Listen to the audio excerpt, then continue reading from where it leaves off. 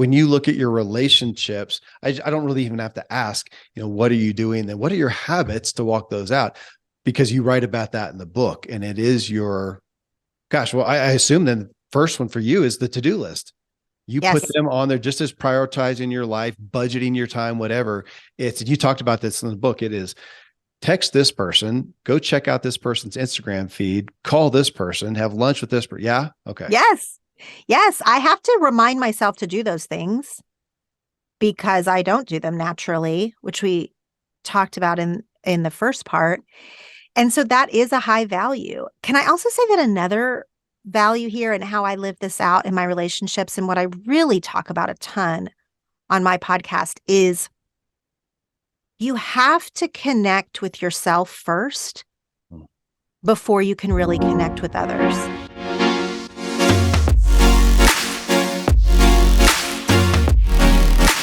Laura, first category here is spiritual. And it's been interesting, man. I have people here from all walks of life and faith backgrounds. Now I know know of you as a woman of faith. You're even with a Zondervan, which is I lived in Nashville. I mean, that was the publisher in the Bible Belt of the South right there. So I know that's a big part of your life. Tell me what your primary values are as you think about your life spiritually right now. Well, it is a wandering path. I'm going to be honest with you. I grew up in a teeny tiny town in Oklahoma, church on every corner type of place. But my parents were not religious. So I was in a heavily religious community growing up and had one of my best friends whose dad was a pastor. I started going to church with them on my own when I was in middle school. And that became a huge part of my life, but it wasn't driven from a family perspective, which was like a huge diversion from, everything else in my community where I would be at church alone, basically. And I would sit with other families, but my parents weren't there.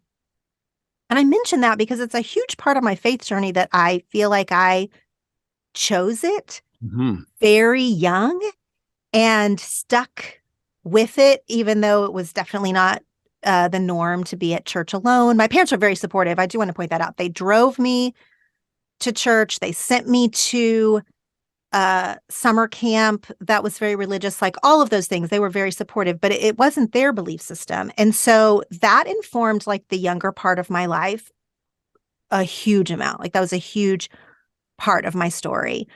And then I moved right after college. I went to University of Oklahoma. So I went to my state school, and then I moved to Los Angeles right after college. And that is not the Bible Belt. Yeah. Everything changed. Yeah. Everything changed. I mean, Los Angeles is spiritual in its own way. I actually do say that because I think other parts of the country think that it is like a wasteland here of spirituality. Bunch of heathens over there in California. That is not true. It's just very different here. And, that changed my life a lot. That changed my spiritual path a lot. My eyes were opened. I had not, before I moved to California, known anyone of any other religion besides Christianity. Literally not known anybody.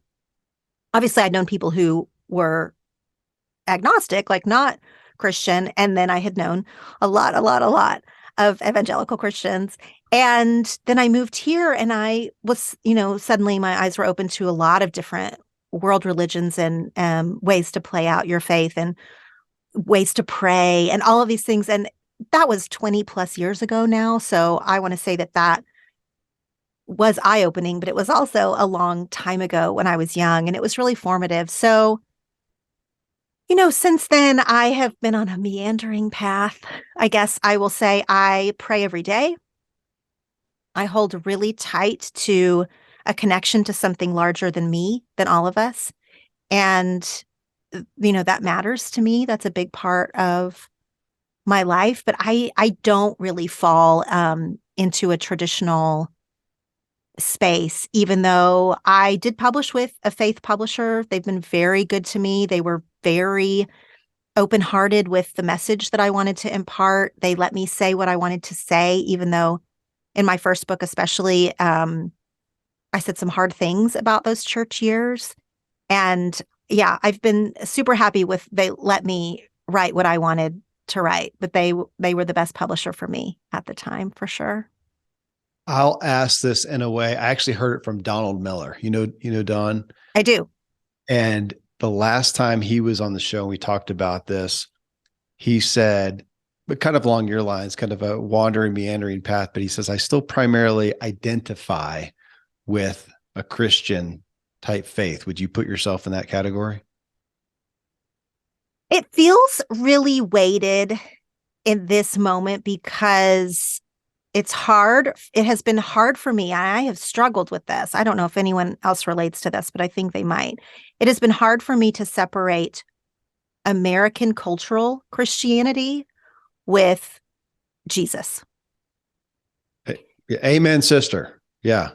And so, like, you're asking if you give, if I give myself that label, and I really don't anymore. But again, it has nothing to do with Jesus. It has to do with what that carries and the things about it culturally that I don't identify with at all, and that I want to separate myself from. And so I haven't, called myself Christian in a long time, but it's complicated to say that because, then people immediately write you off. Oh, well, you're not. Well, then I can't listen to you. I can't be friends with you. I can't, whatever, if you don't carry that label. But I don't eschew that label totally either because of Jesus. Laura, I'm literally in whatever meandering place that is. I'm with you, because on the other side, if you claim Jesus, then you're a Christian. Well, no, but Jesus. And so, yeah. And there's a podcast. I need to figure out who it was again that I listened to with a group of guys. One guy said, you got to listen to this. We're going to talk about it on Friday when we meet. And I can't remember who the guy's name is, some mega church pastor who had left it and whatever. And he talked about when you have those concise or clear containers of religion, let's say, that they're clear. And when you then leave or abandon, reject, whatever, those containers, it's really hard to say what it is. It's just, so even that, say, no, I don't really align with Christianity, the American, the religious aspect, but I do with Jesus. There's not, we need to, well, I don't know. I was gonna say we need a container. Maybe we don't, but it's really hard to describe, isn't it? Yeah. Yeah. And I don't want to minimize these other influences that I've had in living in like a major city with lots of faith traditions and lots of different dear friends who have taught me about their own religion or their own spirituality. Those things have seeped into my belief system also, and they definitely don't square with modern American Christianity. And so, and those things have come to really matter to me a lot. And so it's like a hodgepodge of faith happening over here, but I cling to a spiritual element. I have like rituals that I do, for myself that I made up. Some of them I made up when I was a child, back in the days when I didn't have like formal guidance, that have really informed a ton of my life and really matter to my heart and spirit. But it's really complicated to put it into words. Yeah, we could make the rest of the show about that. But so tell me about the rituals though. I mean, that's the habit. So that you have a spiritual component. It's important to you. You said you pray every day or consistently, but then what are the habits that you employ to, as we talked about in the first show, to maintain that relationship? Well, a habit is I've gotten very into meditation. That's become part of my morning routine. I love it. It is very good for me from a mental health standpoint. I've had a lot of anxiety my whole life. Meditation has really taught me to calm my busy brain that really gets on a loop when I'm having an anxiety spiral. The other thing that I do that's more of a ritual and less of a habit, which I know these words, they're not totally interchangeable, but I appreciate them. This is more of a almost like ritual for myself, is that when I first wake up in the morning, I I guess it would be, I've never had to define it like this, maybe like a gratitude prayer. Like I sort of meet with the day with prayer always. Like it's natural, it's instinctual. I wake up and I just try to sort of fill my heart with like a moment of gratitude, with what I want the day to be. The buzzword around that now would be like setting an intention, but I've been doing this long before I was setting an intention. Like I was more just meeting the day in sort of a posture of prayer, honestly, like communing with something larger than myself. If I don't do that, I start the day reaching for my phone, or my brain starts going like something that I'm nervous about that day, something that I need to do on the to-do list that's a daunting task. Like my brain just starts going in this way that is not like super, super negative, but like anxious. And I cannot greet the day that way. I cannot. I have to greet the day with more of an expansive moment. And then now that I'm speaking it out loud, I realize I also do it to a different extent at night, and I do it out loud to my husband. So this is sort of ritualistic. Right. It also a teeny tiny bit drives him crazy, and I don't care. I do it every single night. As I'm getting in bed, I say I say out loud to my sweet husband, who's usually already in bed, I'm like, don't we love the kids so much? And he's like, we love the kids. And then I'm like, don't we just have the most beautiful home? And he'll be like, love our house, whatever. And I go through our kids, this is funny, but our kids, our home, and our dogs. And I just say that out loud to my husband every night. Don't we just like love this? And he says it back to me because he's a good man. And then and he's like kind of rolling his eyes. I don't care. It's for me. I need to like literally say out loud this moment of like, we love our kids and our home and our dogs. And I get in the bed and I feel like now I can rest. I've never said any of that out loud. No, it's interesting. That's so interesting. It's really funny too, because I can picture it. I got the sitcom picture in front of me of him going, "That's really sweet." Oh my gosh, are you serious? Every night. He usually has his phone up. You know, he's whatever. He's like, yeah, love the kids. Yeah, Whatever. they're great. Just keep them out of the bedroom. It's okay. So it's interesting as you talk about spiritual that more, not more.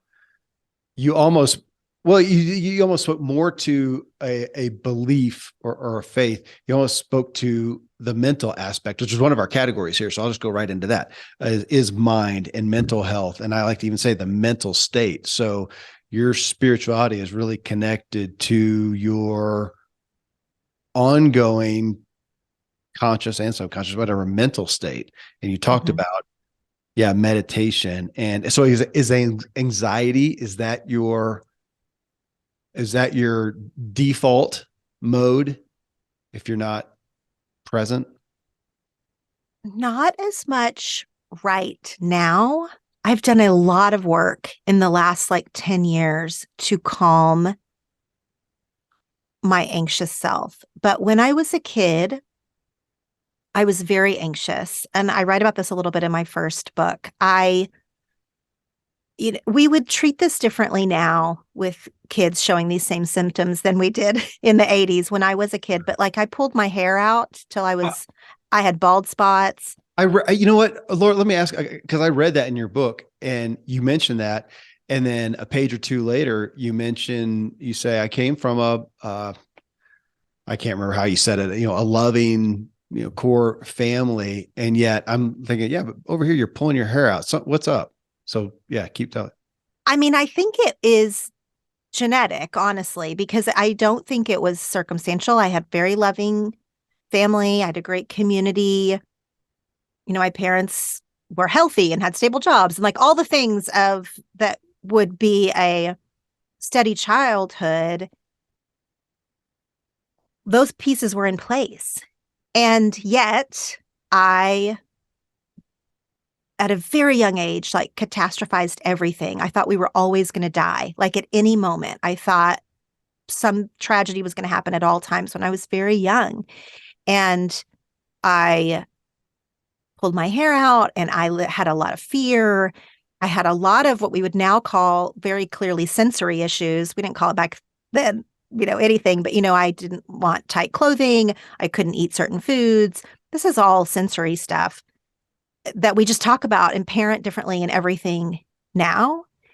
And learning at that age to cope with those things and, without medication, without any intervention, without any guidance on them.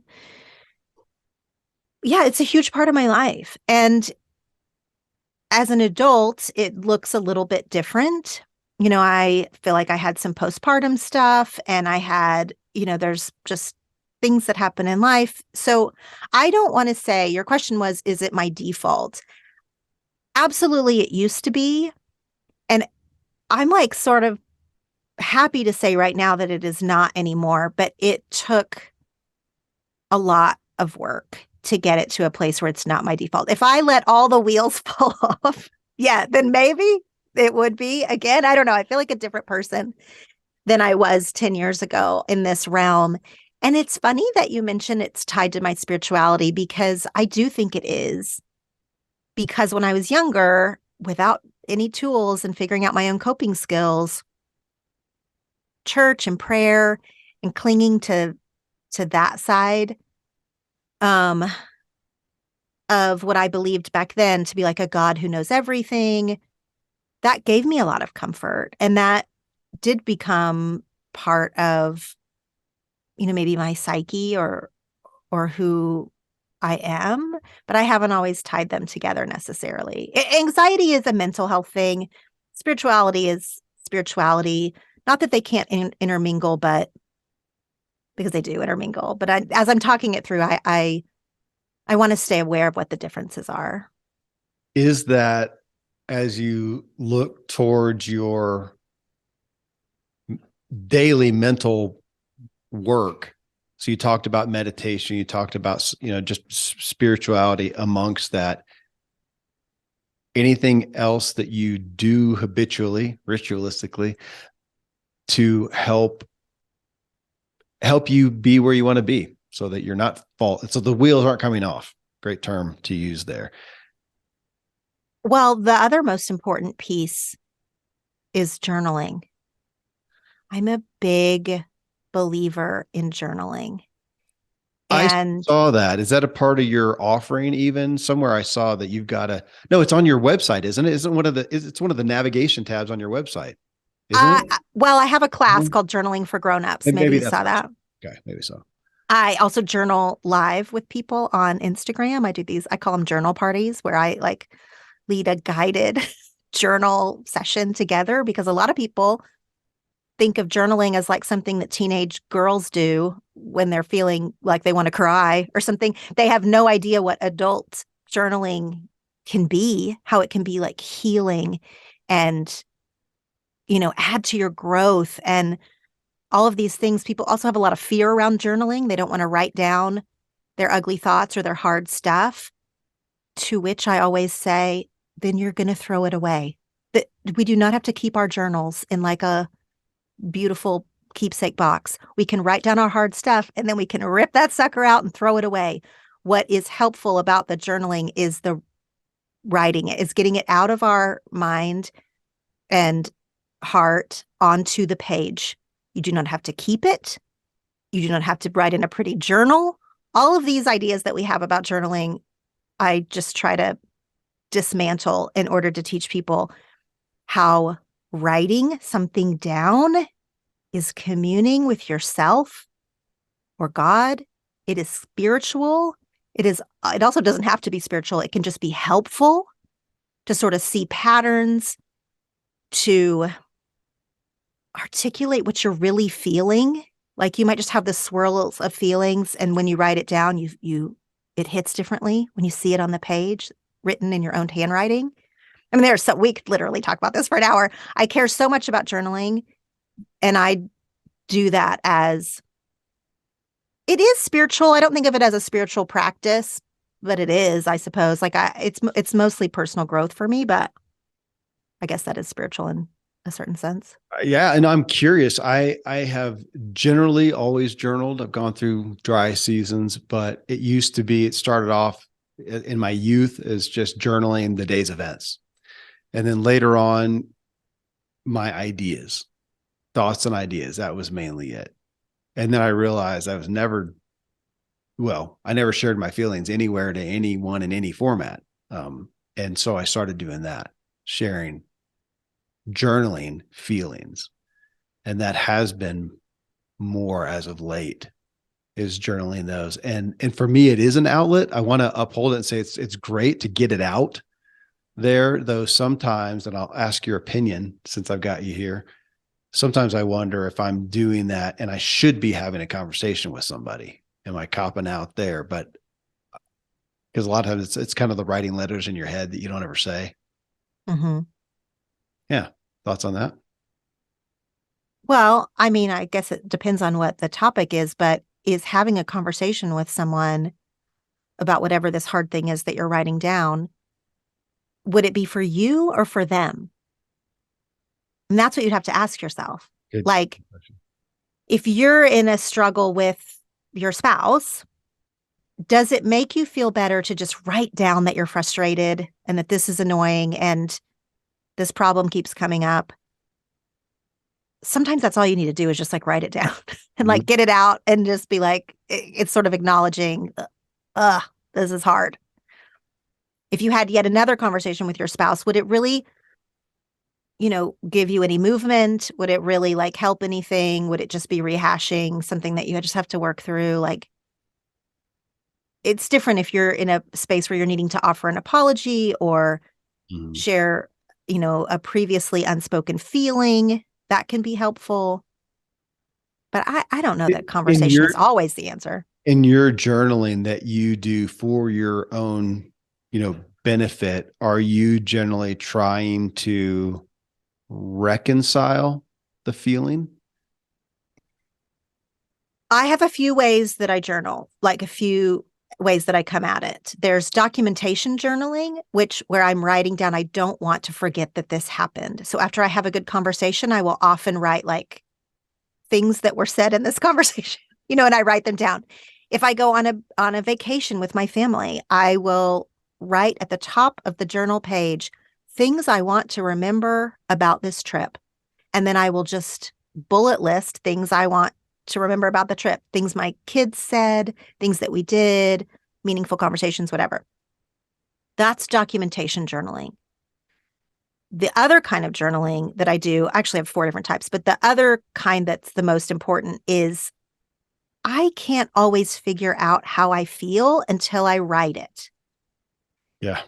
So this is true when I'm writing for the public, like when I'm doing a blog post or a Instagram caption or a book. Sometimes I'm not sure until I write it. I kind of have to write my way into making sense of this concept or this thought.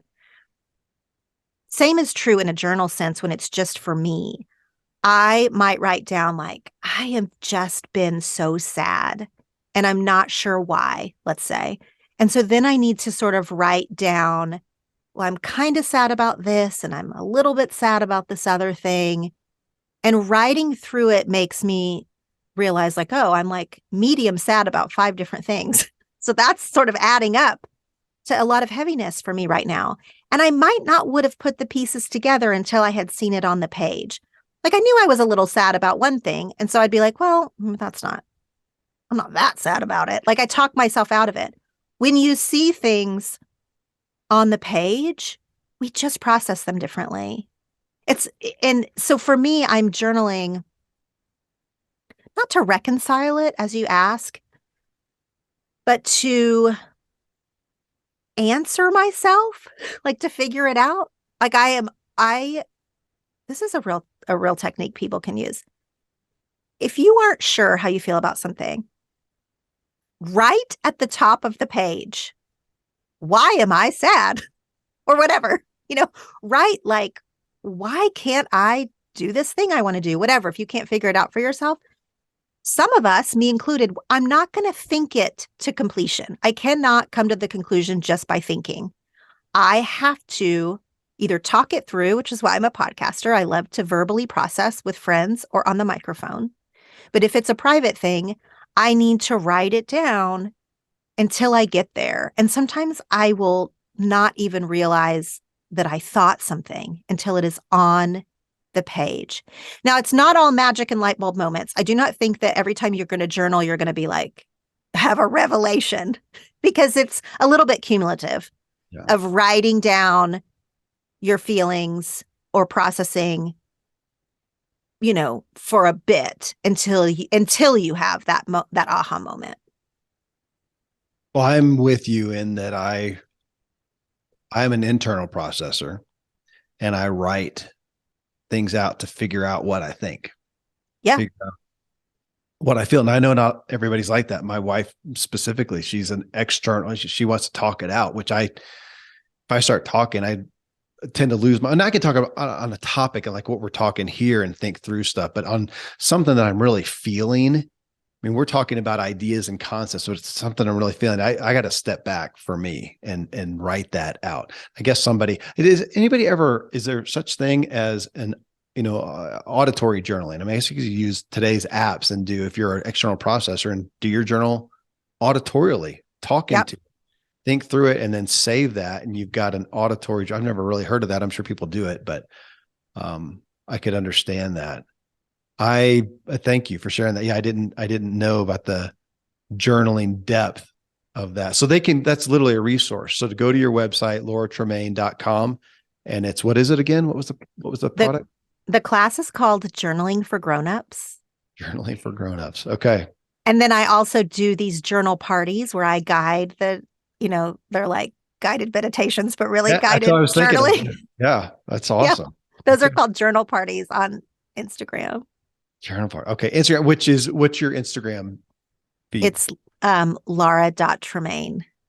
Laura.Tremaine. And folks, that's Tremaine.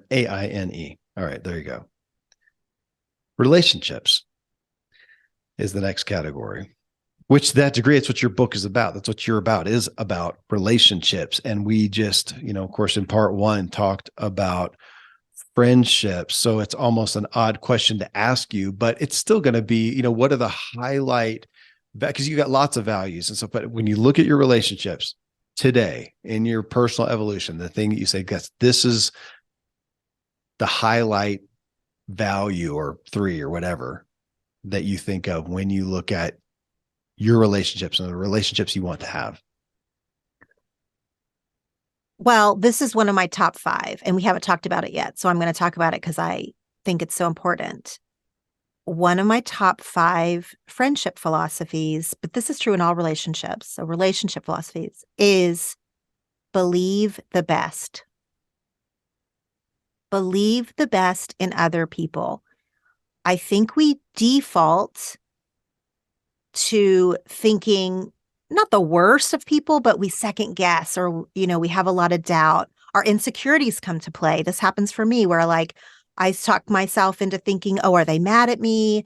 They're not texting me back. They must secretly hate me. Women that were once girls, maybe learned early on that girls often talk behind each other's back in a really mean way. And we have a lot of wounds from that. That's not to be trivialized. We have a lot of wounds for that, women do, from the earlier part of our life. And so then as we're older, we immediately fall back into, oh, is someone talking about me? Is someone leaving me out? Is someone secretly mad at me? A lot of those things come to the surface. And I have to train myself as a relationship philosophy to believe the best in others. I have to believe that they have good intentions, that nobody's trying to trick me or sabotage me or be mean to me.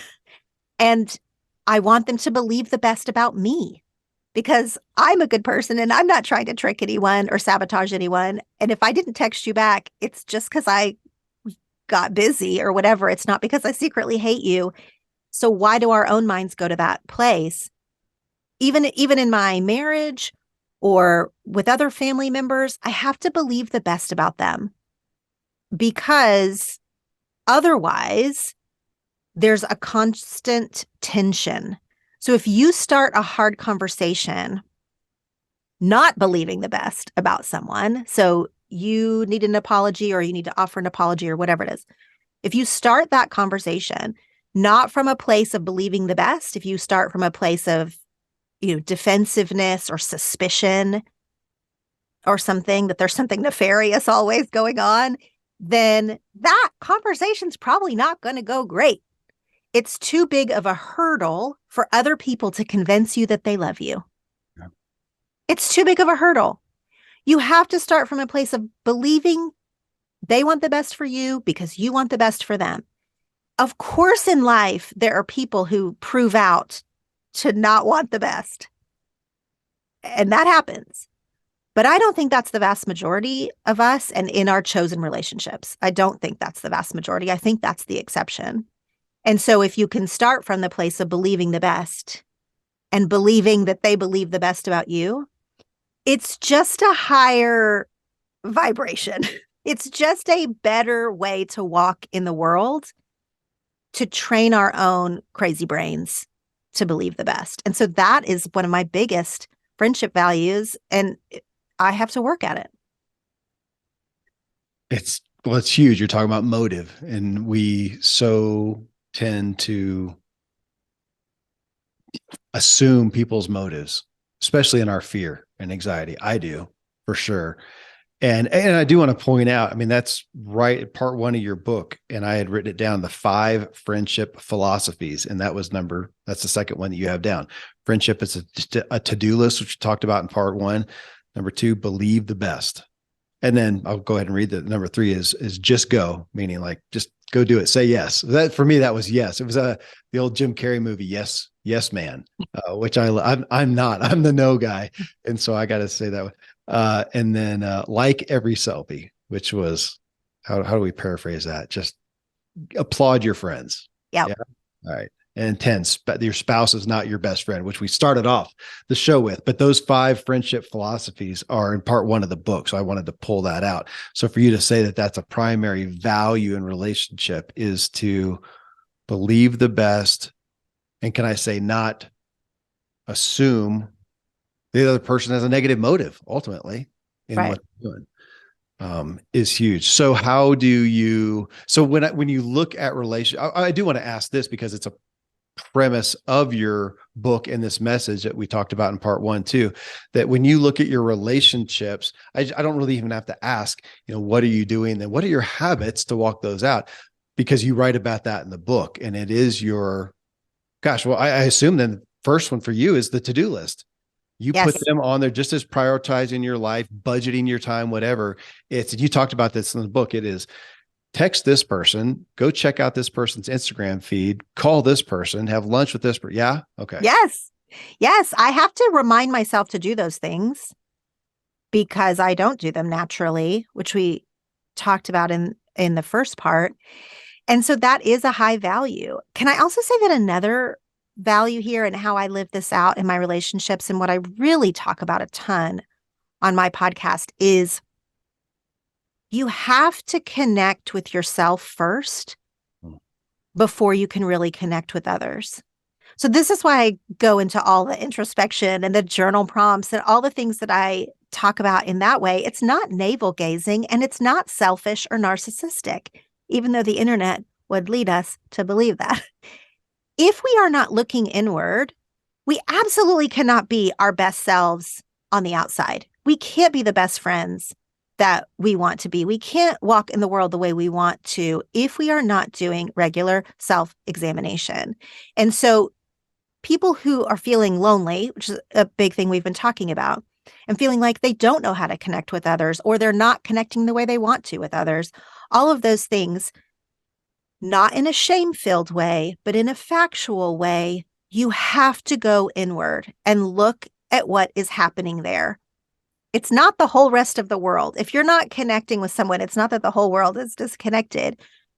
If you aren't connecting with yourself and sort of seeing your own patterns, habits, flaws, strengths, it makes it almost impossible to connect with others. In fact, if you do connect with others, it might just be on accident. If you're trying to be intentional about it and hold up a value, I mean, you can't even name your values if you don't do some self-reflection. But I feel like introspection, it gets a bad rap because people think all energy should be sort of focused outward. We want to have giving and generous spirits. Of course we do. But I think some of that gets lost in middle age. So that's why I talk about journaling for grownups. That's why I talk about like having these conversation starters of things that in some ways can be a little bit juvenile. We don't talk about friendship in adulthood very often because we feel like we got all that maybe sort of taken care of when we were young. A lot of the things that I talk about are things that maybe came from earlier parts in our life. We have to reconnect with them as adults. That aspect of connecting with yourself first. When I think about the relationships in my life, I play in this mental image of before I walk in the room to my best friend, to my spouse, to my kid, to whatever. How interesting would that be to connect with myself and also to say, and what am I wanting out of this? Why am I walking in there? I'm walking in there because I'm thinking most of the time it's because I need something. I'm going in there to get something filled and then to question, is that fair to them? Is that something I should be getting filled from myself, God, or whatever it may be?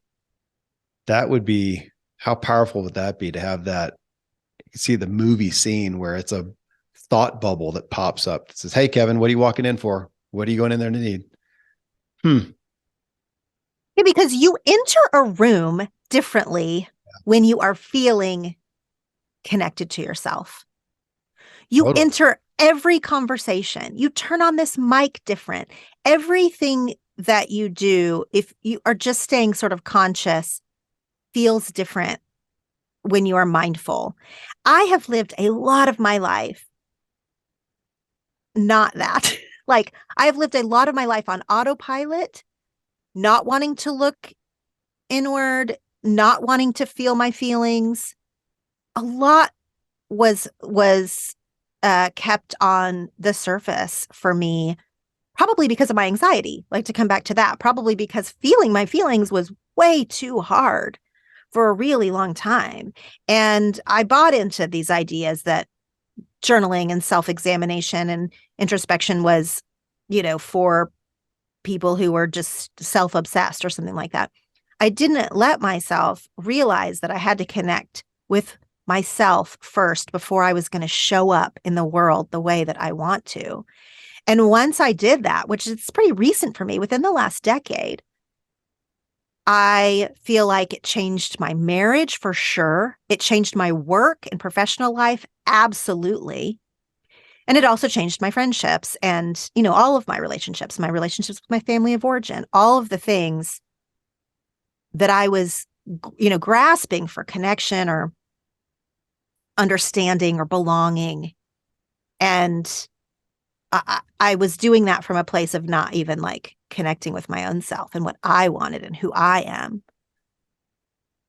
Yeah, I'm just enamored with that now, of thinking about what I'm looking for out of every engagement. If we would ask ourselves that, it's interesting during this talk with you, because something you said, I wish I could cite it right now, but I wrote down for myself, Laura, that I feel like I'm most me here on these shows. I love that. Well, and I didn't think about why. I didn't write down why, but now as you say that, I wonder, it's because I don't need anything.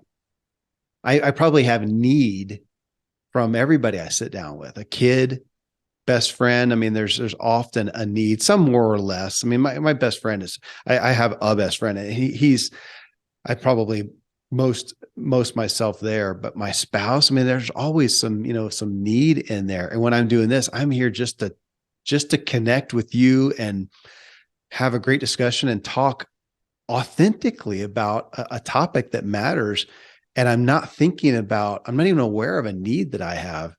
That makes sense, because I feel most me without a need. How interesting is that? So how would that feel if all of your interactions in the day had that energy? Like it would change your day. It would change my relationships. Yeah. Yeah, dramatically. Okay, we're in way too deep of water. I don't even know where to go with that. Oh, it's so terrible to go on. That's like, okay, we just got to go into a dark corner and think for a while. I got to go journal, Laura, on that one. I'm not going to get anywhere. Okay, that's significant. We might have to talk more on that one. Uh, I do want to ask about health and wellness, as that's a primary category here. That when you look at your own health and wellness, the reality of it, pursuit of it, whatever, why? What are the values? Well, that's a deficit in my life. I mean, that's a weakness in my life in the last few years. I had never, until I had kids, and my oldest is 13, I had never prioritized health or my body. Now, obviously, that was a privileged place to be. I was generally healthy and didn't feel like I needed to. And then when I had my daughter, I had some complications that really affected my body. And I went to Pilates for the first time. So, and it was like a one-on-one class. And it was when I was in my early 30s. This was the first time that I had really thought about, I mean, I had been noticing that my body wasn't quite working right, but it was the first time that I had looked at it. My Pilates instructor was having me do some general sort of exercises, sort of our very first class together. And I was working a muscle, like moving a muscle, so much so that it was shaking. Like, I was really, Yeah. and I could not feel it at all. I was so numb. I was having and not numb in a medical sense, like I was having a mind body disconnection. I just lived in my brain all Yeah. the time. My body was just the thing that got me from A to B. That started a whole journey for me, mostly through Pilates. But then after that, I started going to therapy for some emotional stuff. All of these things worked together, and it was not a coincidence. When I started trying to change my health and my physical body, it made me want to change some things about my relationships in my life and whatever. So I started going to therapy when I was also working on my body.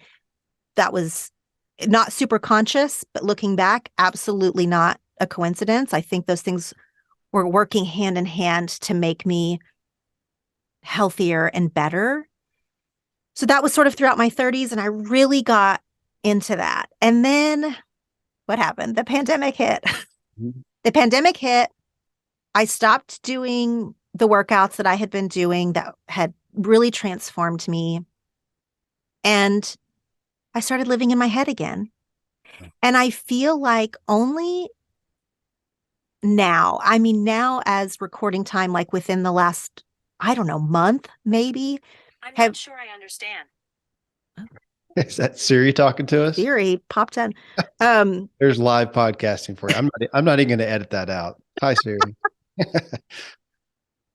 But only in the last like month have I started to realize like, oh, I have gone back to this place where I am like living from the neck up.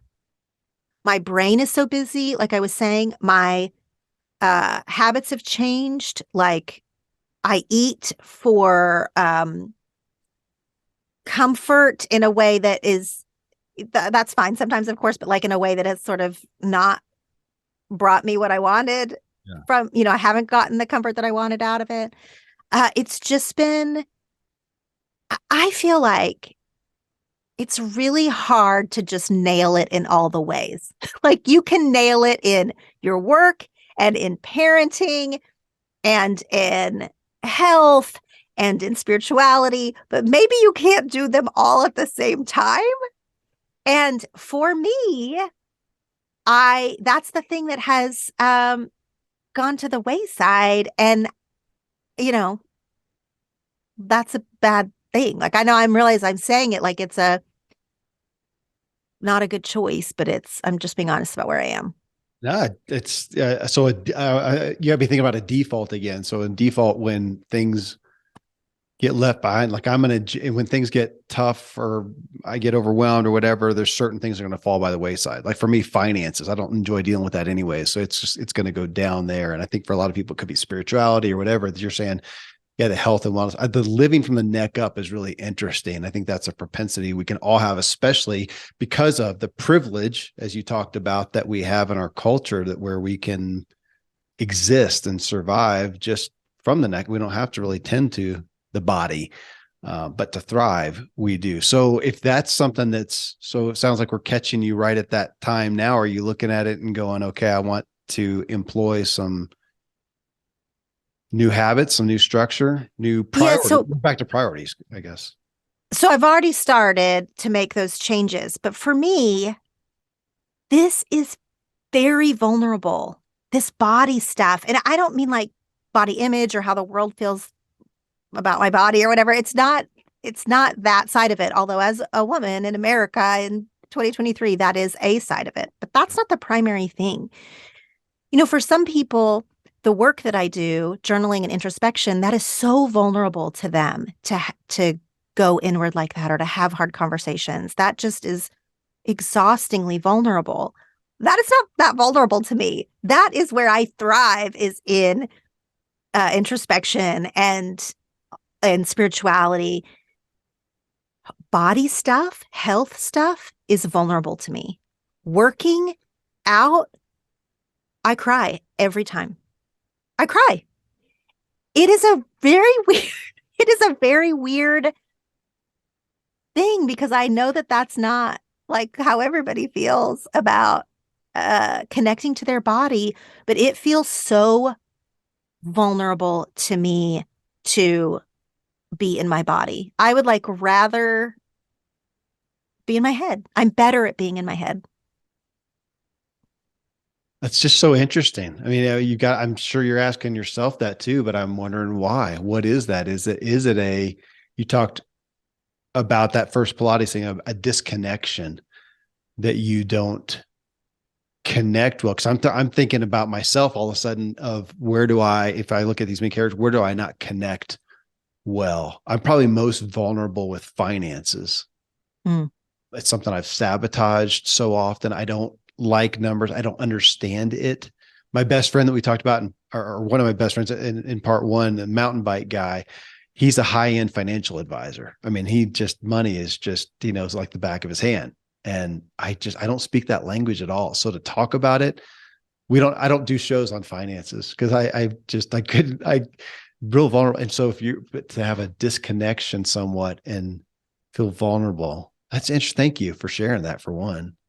But I think it's I've never talked about this. I don't do podcast episodes about health or exercise or anything, for the same reason that you're saying. Like, I feel like it's like hard to articulate, but it almost feels like I am so physically weak. So just like genetically, like we're not muscly. I'm not a muscly family or whatever.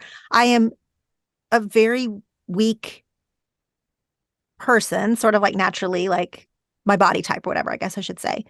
So when I do something, it doesn't make me feel strong in my body.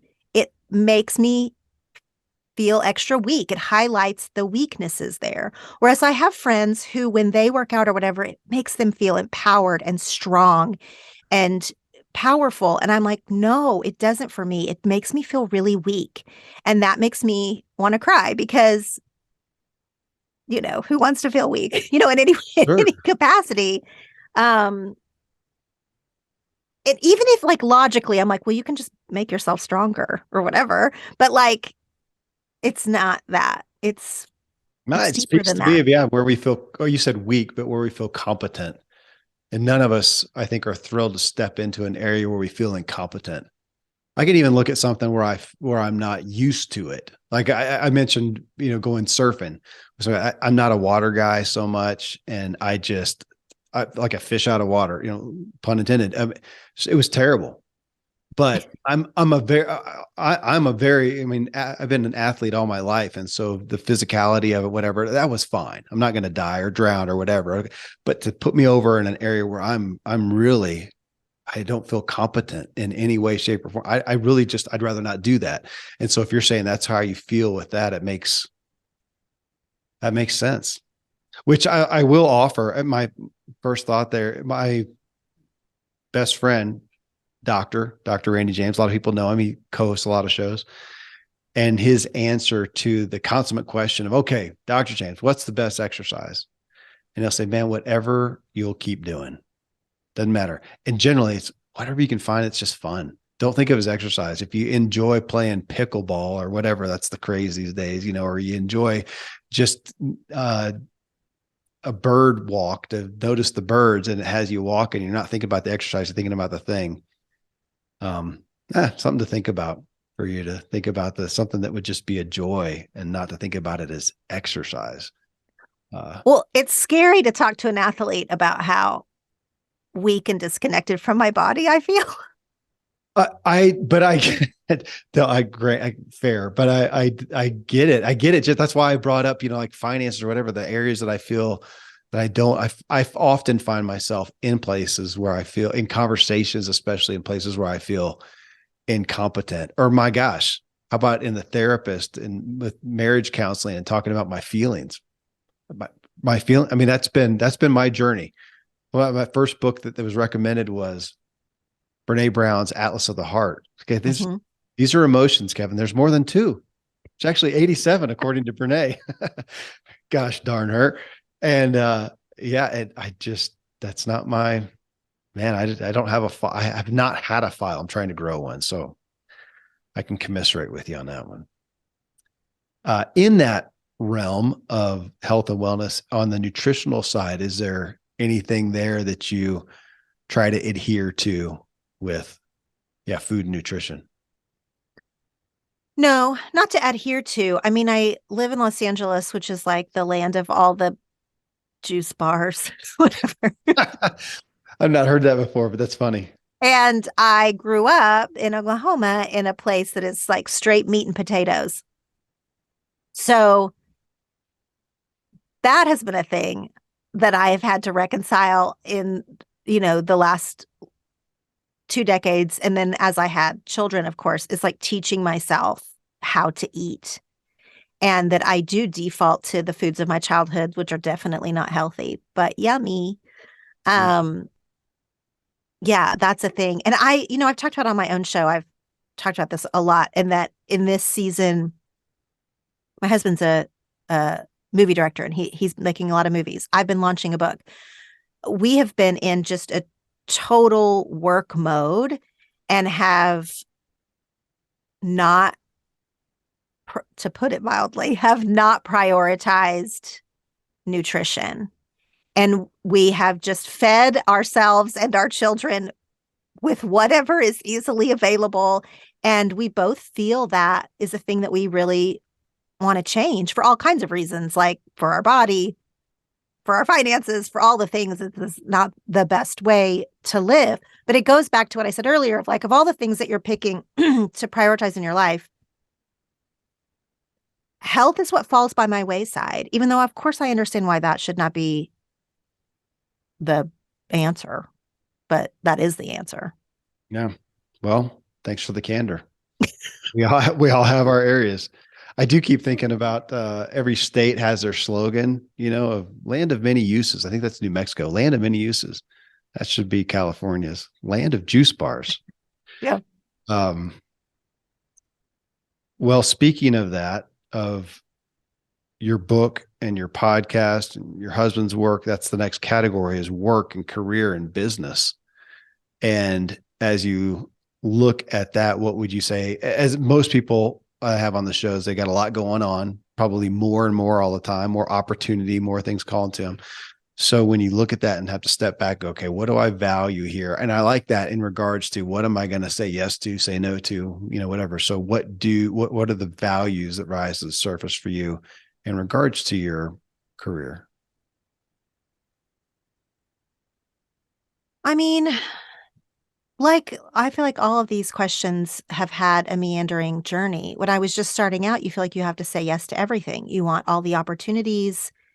You're excited to be like sort of recognized, to have these opportunities. You want your work to, you know, be supported and all of those kind of things.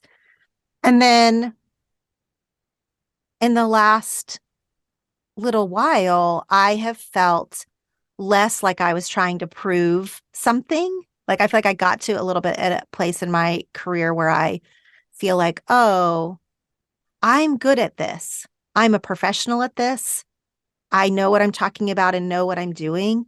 And that feels so different in my work. And it changes what the values are, because if you start from a place of where the value is like, say yes as much as you can, like climb the ladder and hustle and do the work and all of those things, which was a season that I had to be in. I wasn't going to get here without that season.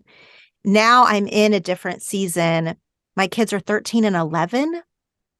I've started to realize like, oh, I just have a few more years with them under my roof. That has completely changed my yeses, it has completely changed my the values that I put on my time have really changed. Last year, when I was writing this book, The Life Council, I paused my podcast. And a lot of people said something to me at the time because my podcast was doing really well. It's the primary way I make money, actually. That was my biggest source of income was my podcast. So to put it on pause to write this book, when I explained it on my show, this is what I'm doing, it was because I could do both of these things. Like I could podcast and write a book and all the things. But right now, I would just rather drive my daughter to volleyball. Mm. And that means I can only, have 5 hours in my workday instead of 8 or whatever. And because I have to, leave to do the family life thing. And I'm going to choose that right now. And I took a year, I wrote a book, I brought the podcast back. Now I'm talking about the book. Like I have felt like I have been able to make those choices. Now, the caveat here is, so the value is I was able to do that. Yeah. The caveat is that's an absolute choice that I was able to make because my podcast income does not pay our mortgage. And a lot of people do not have the ability to like take a break from their job to drive to volleyball. Like that's a luxury that I got to choose. So I want to acknowledge that. And also, it's a luxury that I got to choose. So I made that choice.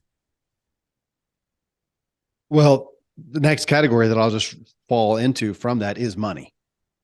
Finances, wealth, even possessions, but those things. So when you look at that, you just said, I'm not going to speak for you, but there you put relationship back to that category ahead of finances that matter to that point. But so tell me with that money, finances, wealth, that today, as you look at the landscape of your life, what value or what the values are that you give to money and finances? I mean, money's important. It is. I happen to have a successful spouse. Again, that is a huge luxury. That is an enormous luxury. It allows me to pursue my passions. I blogged and, did a lot of things making $0 for many years because I was able to do that. I really wanted to be pursuing, this career online and this work online. And it took me a long time before I actually made a decent amount of money doing that. And I treated it like a full-time job. I was doing it for hours a day, making $0. Again, I was able to do that because I had a partner that provided for our home and family life. Now that I'm in a different position, that I do make a living with the work that I do, and I have a lot of pride in that. Like I feel like I worked for that, and I feel very lucky to have been able to do it. And I have had to constantly, like in the years that I was working for free and then now the years that I'm not working for free, separate out the threads of money is not my worth, like on a soul level. And also money is a measure of some of this work that I'm doing. I can see that, it's working, or it's resonating with the audience, or it's high quality, or any of those things that money is a measure. It's not a worth, it's a measure. And even in measuring it, it's not always 100% accurate. So I've always tried to untangle those threads for myself. But I literally cannot talk about the money conversation without acknowledging that having a partner that provides for your family's basic needs changes this whole conversation. It's just impossible to talk about it without that, because so many people can't afford to pursue a passion. Even if it eventually makes money, it's just too long of a game. Yeah. Your statement of a measure reminds me of Rabbi Daniel Lapin, who we had on the show a long time ago, but he talked about money being a certificate of appreciation. I love that. Yeah. Yeah. His book, Thou Shalt Prosper, is his flagship book. I think he's written a bunch, but that's certificate of appreciation. We've always talked about that, though, as you say, not always apples for apples. Somebody's out there who's doing great work, giving great value, and not receiving the certificates of appreciation in alignment with that. And that's hard. But in general, to make money look at it as a more valuable and altruistic token, I guess, measurement, a certificate of appreciation is sweet. You made me think about that. This last category, and it's interesting, I generally frame it around things that you do that are just for you, activities that are just for you, for Laura, that inspires you and are on a non-productive type bent, that they aren't, in and of themselves. And I wrote down, though, because you said it a while ago in reference to something else, non-transactional. You said the word transactional, that it's something that you are doing because it just lights you up, fills you up. What fits under there? This is my favorite category. Okay, awesome. Of all of these. You know what? Awesome, because it's often the more lacking category for a lot of people. So interesting. Tell me. Oh, really? I have found these questions to be so hard. And this one, I'm so excited. No, this is often it's interesting. I mean, a lot of people have stuff, but a lot of folks, even here on the show, just they don't have a whole lot. They look at everything as, they like their work, they like their family, but they don't really have some outside interest or whatnot. So please elaborate. I am a passionate reader. I read every single day. I mean, that is the one constant in my life. There are very few things that I do every single day, and I read a book.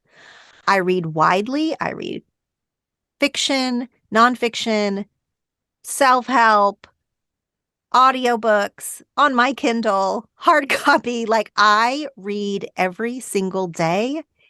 It has shaped absolutely who I am as a person. It's changed my worldview. It is everything to me, is reading. Like, what do I even classify it as? It's not even like a hobby. It is like lifeblood to me to read. I read when I'm sad. I read when I'm joyful. I am sort of famous for setting a reading timer. I set a timer and read every single day. I saw that, a 20-minute timer, right? Yeah. Yes. Yeah.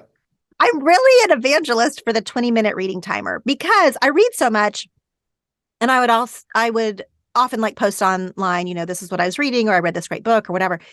And people would constantly, especially this is in the mom space, people would be like, how do you have time to read? That's just the question that you get. And I was like, first of all, everyone has time to read. It does not require any different clothing changes. It doesn't require you be anywhere special. It doesn't anything. set a timer for 20 minutes. Okay, now you're getting my speech, but I really care about this. Oh, yeah.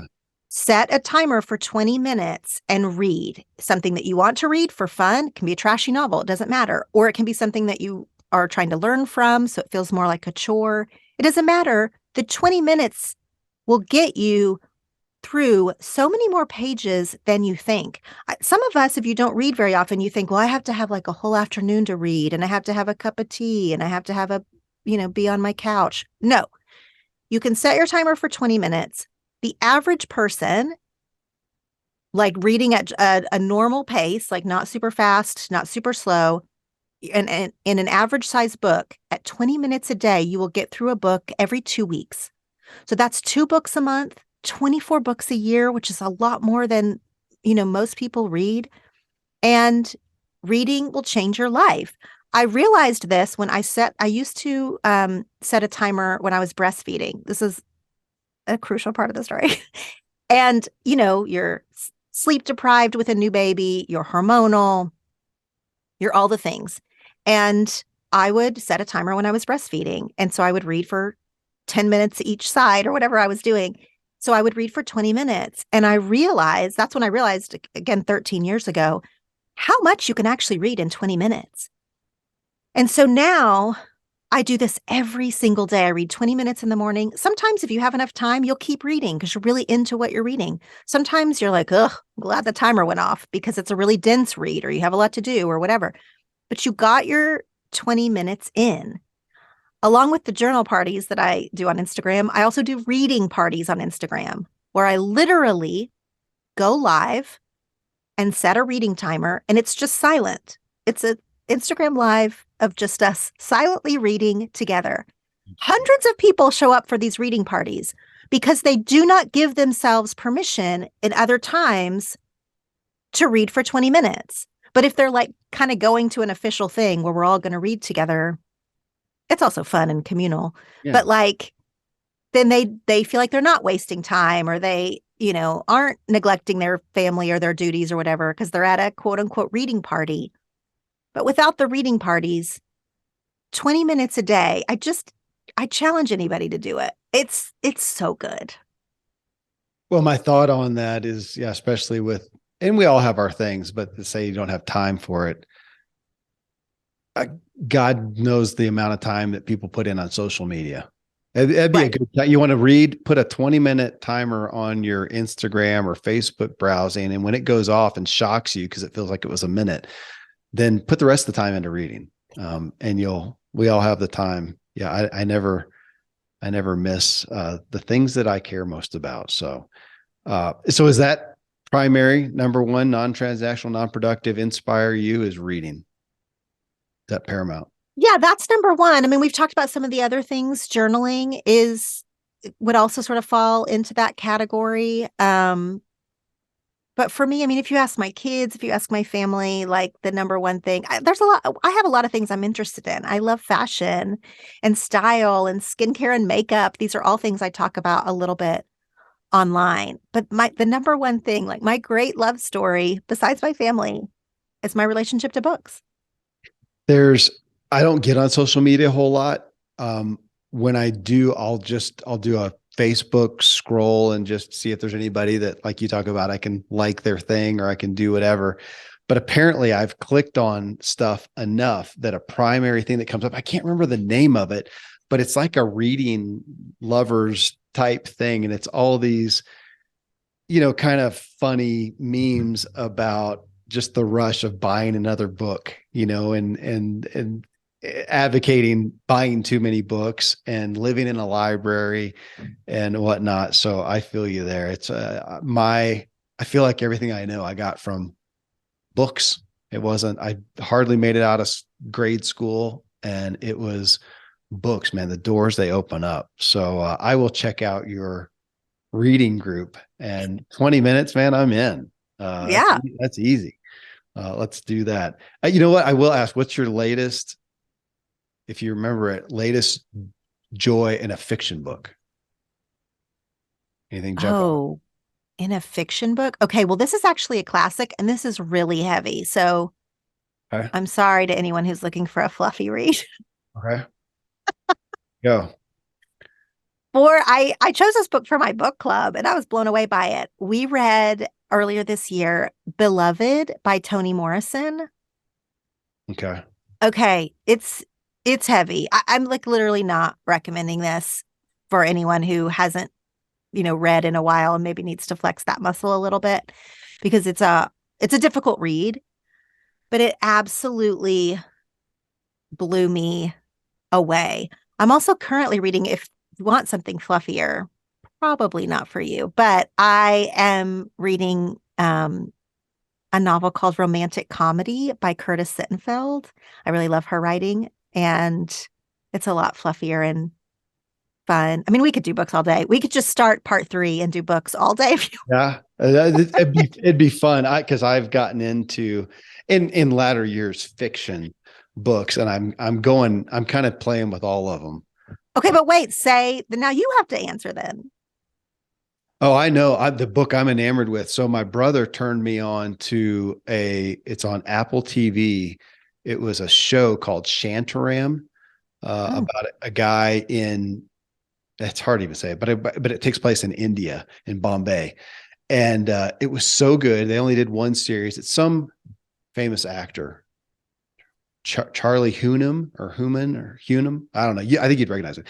Anyways, it's a book. It's a true story. And so it's not even fiction really, but it reads like a fiction book, and it's huge. And I absolutely love it. But I will say that before that, I got turned on to Colleen Hoover. Oh no, you did? Yeah, I did, man. I don't even know. Somebody was talking about it. I was like, no, I know. I saw it and I pulled it up in Amazon, and she has like 5 billion reviews. I was like, who the heck is this? I never heard of you. And I got, this is The Last of Us. Is that her big one? I got that. And then I read that, and I'm probably on book 8. I do this a lot. If I get into an author, I want to go back to the beginning, and read all their books up to it. And I went back to the beginning, and I think I read her very first book. I liked it. I think I'm on her second book, like she ever did. And it's kind of so. I probably just need to get past it, because her recent, or that one, it ends with us, and then it starts with us. And then there's another one. The first one I read, I can't remember what it was. Incredible. I thought. It's just. Okay. So she's a phenomenon of book talk, books on TikTok and social media, which goes to a little bit of what we were talking about off mic about like selling books in this moment, and I'm fascinated by how TikTok and social media have changed publishing and made older books really popular again, or, really cracked off an author who wasn't getting traction otherwise. All these different stories about how social media affects the books that people buy, as an author and then as an avid reader. I mean, it's a fascinating topic. It's really, really changing the industry, actually. And I feel like Colleen Hoover is like the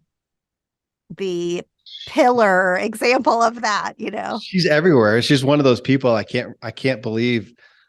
Like, I feel like I'm kind of out there amongst everything. And then how did I miss her until less than a year ago or something like that? It's amazing. So yeah, amazing writer. So I was reading her stuff until I got interrupted with this latest one. But I will say this Shantaram, I can't even remember the author's name. True story. It's unbelievable. The guy's heart. I wanna see if I can find the guy. Wow. Yeah. So okay, I'm gonna go look that one up for sure. Yeah, I dig true stories a lot. Hey, what a gift! Thank you. We took up our full 3 hours, and it's been just a gift. I could keep doing this. So thank you for what you do. Thank you for your candor and humility and joy. And thank you for the time here. I'm so eager to give these shows to the audience, but as always, I am the greatest beneficiary. So Laura, it's been an honor. Thank you. This was so fun. The time flew by. I know we could keep talking forever. It was great.